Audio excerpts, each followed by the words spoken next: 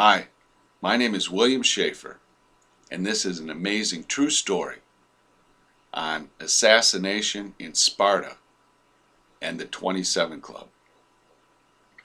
Now, most of this information comes from The Story of Civilization by Will and Ariel Durant, but there are also other sources. I've remembered this story for 10 or 20 years, and a friend of mine suggested that I make a YouTube video, and so I am. Now, the Spartan society was very foreign and different to the society and culture that we know today. It was basically a militaristic society. But let's backtrack a little bit. Between 500 and 1000 BC, the Greek peninsula was a collection of independent city-states. And we're familiar with a number of those: Athens, Corinth, and Sparta. Each of those societies had a different type of organization.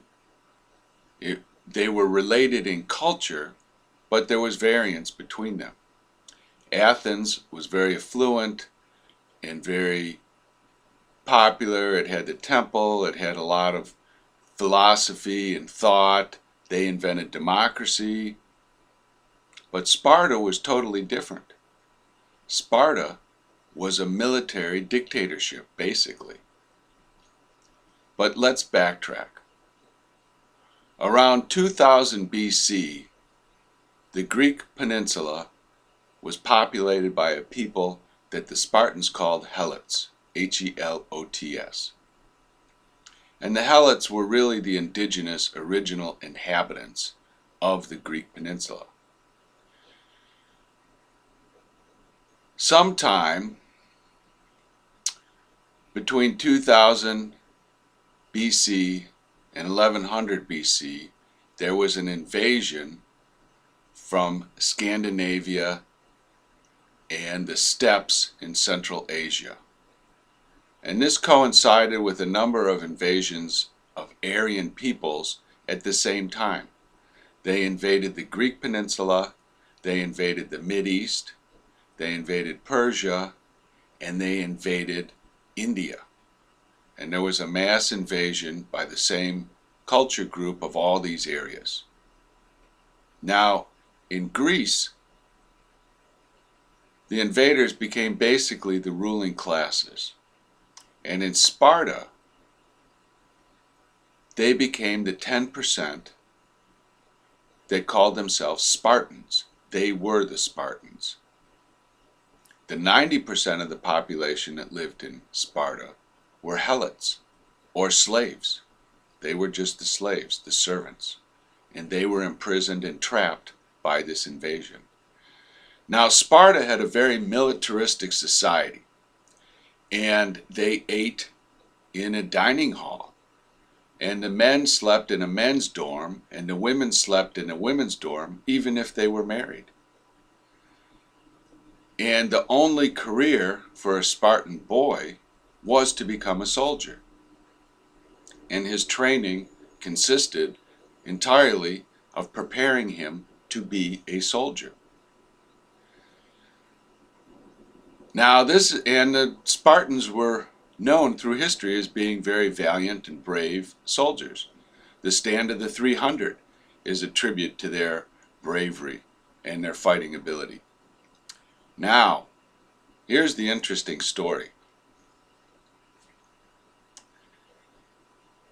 Because the Spartans were so outnumbered by 9-1 by the Helots, it was difficult to keep them under control. And occasionally there were rebellions by the slaves, and they had to be put down violently. Occasionally, when the population got too great, Sparta would just declare war on the Helots and just start killing them. And that happened a few times in history also. Now, this is the interesting story.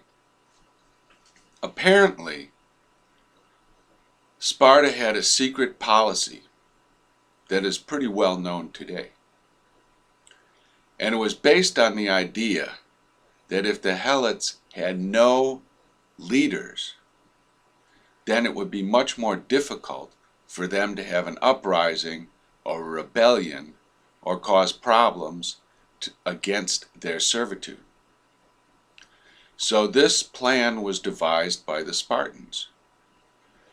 Now, in order for a Spartan boy to become a man, after his schooling, he had to pass one final test. And this was the test. During the previous year, certain Helots were noted that had distinguished themselves, either through generous acts of kindness or heroic actions or outright criminal behavior. In any event, any well-known Helot was identified. And then there was a secret drawing among the Spartan boys. And each boy was drawn the name of a certain distinguished Helot. And it was their assignment to murder that Helot, to kill them without being caught.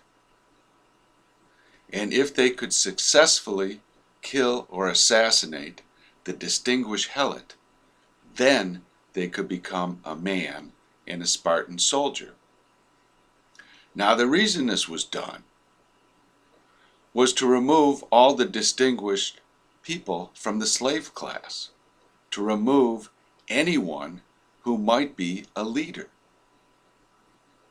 And so for several centuries, the way the Spartans maintained control over the Helots was by force, and also by this secret lottery where any distinguished member of the slave class or the Helots was assassinated, was killed secretly in the middle of the night by some method.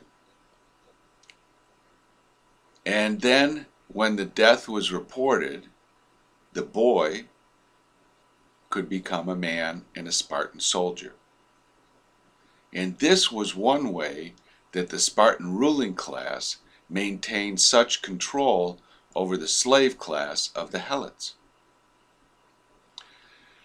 Now, to us today, this sounds like a shocking story, because we don't live in such a militaristic society that Spartans do, and most of us don't regularly participate in war and battles. But when I read it, I immediately thought of the 27 Club and how during my life, prominent members of the teenage counterculture, or the counterculture in general, meet with mysterious and unusual deaths. Jimi Hendrix was found drowned. Brian Jones was drowned at the bottom of a swimming pool. Janis Joplin had an overdose, and on and on and on. And it seems that there's a remarkable coincidence that many members of the contemporary counterculture meet with unusual and untimely deaths that are not explained. And I thought there could be a connection. And it is not beyond belief that there is a secret government agency that is targeting prominent members of the counterclass and the underclass to be assassinated in exactly the same way that the Spartans assassinated their slave class so that the ruling class could maintain control. We know they're secret government agencies, and we know that they participate in executions of terrorists abroad. We know that they're undercover and they infiltrate foreign governments and they infiltrate counterculture organizations in our country. So it is not much of a stretch to think that the same practice has been going on in this country for a number of decades. but there's no way of proving it. And it's just interesting to consider. Now, this story about the Spartans and the Spartan boys drawing lots of a commoner that needed to be executed is common knowledge. It's in a general books on Sparta.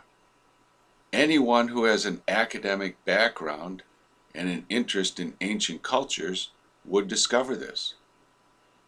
And it's been known for 2,500 years, over 2,000 years, as a regular practice.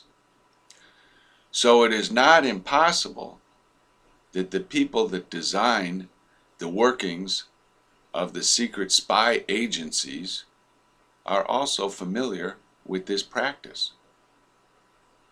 And it is not much of a stretch to think that the same thing is going on in our society today, and that many members of the 27 Club who died under mysterious circumstances were actually targeted for execution to control the working class, to control the lower classes, and so that the 1% could maintain their control and their power.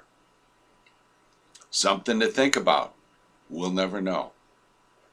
But consider the lesson of Sparta and consider your knowledge of current events. So, this is the amazing true story on assassinations in Sparta and the 27 Club. Thank you, and leave your comments below.